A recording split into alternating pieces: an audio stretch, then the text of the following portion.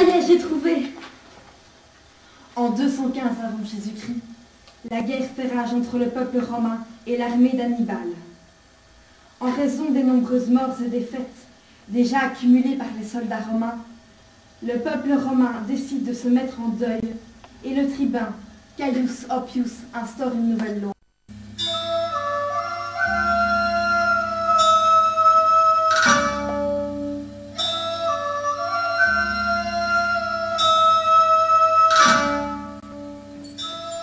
Après avoir entendu les paroles de Caius Oppius, le Sénat approuva la loi et elle fut docilement acceptée par les femmes romaines. Alors, il fallut qu'elles abandonnent tristement leur stola colorée, leur parure ambrée, ainsi que leur carrosse de promenade, et qu'elles cèdent place à des tuniques sombres et tachées.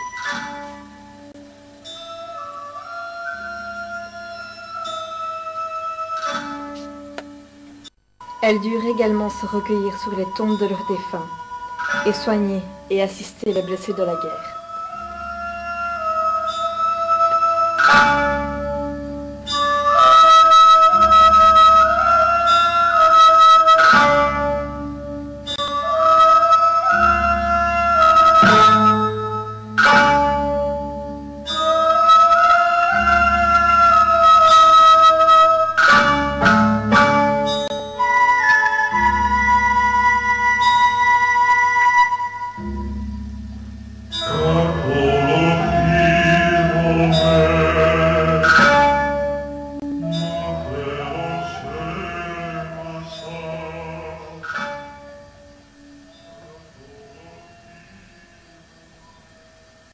Plus tard, après une longue obéissance vis-à-vis de cette loi, les femmes voulurent retrouver leur élégance, et donc, elles se révoltèrent, en créant une énorme émeute sur le forum, attirant ainsi la curiosité des hommes.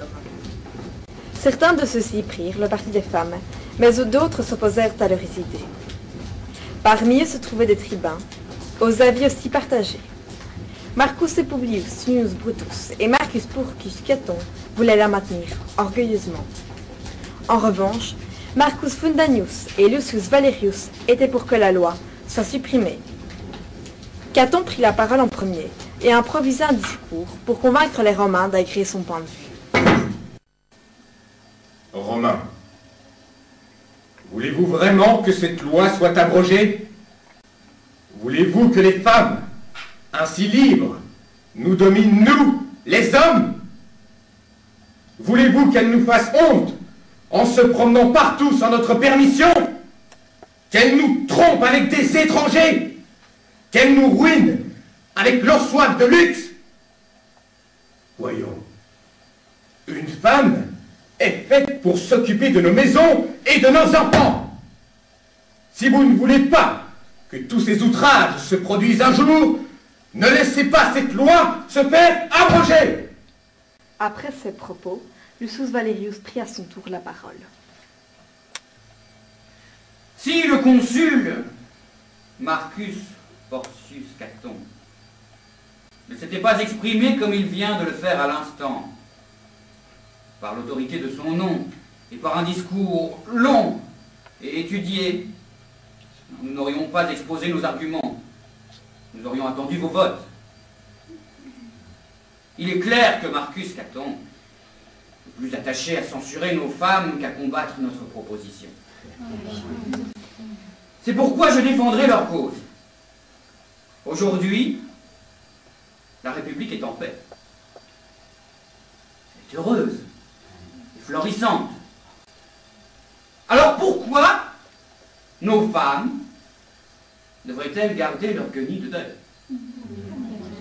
Pourquoi ne pourraient-elles pas se parer de leurs plus beaux bijoux et s'en approprier de nouveau? Elles avaient déjà contrôlé leur envie de luxe sans la loi Oppia. Et quelle honte y a-t-il à voir une femme se promener dans les rues? Nous devrions plutôt penser que cela est une chance. Et Romains, pourquoi avez-vous peur de l'adultère? Il est évident que si une femme s'est mariée, ce n'est pas pour tromper son mari. Et pourquoi avez-vous aussi peur de leur soi-disant domination? Elles aiment être dépendantes de nous, Romains. Et elles le montrent. Votre femme ne vous a-t-elle jamais demandé de la protéger? C'est pour tout cela, Romains, que nous avons le devoir d'abroger cette loi dénuée de sens, qui attriste nos femmes, nos mères. Et ne serait-ce pas une honte de voir pleurer une femme? Je vous l'ai dit, la République est libre, et cela doit se voir à travers nos femmes.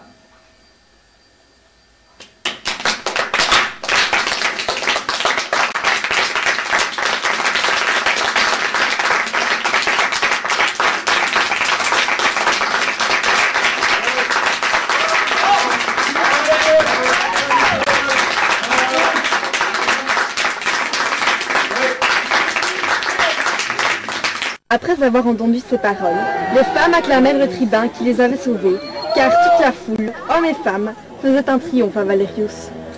Elles montaient même dans les tribunes pour montrer à ceux qui n'avaient pas consenti à l'abrogation de la loi Oppia que celle-ci touchait bien à sa fin. Bientôt, dans la belle ville de Rome, les femmes reprirent leurs vêtements pleins de couleurs vives et leurs bijoux dorés, et se promenaient sans crainte dans les chars de leurs maris. C'est ainsi que la joie revint sur les visages des femmes et aussi sur ceux des hommes, et que la vie vécut à nouveau heureuse.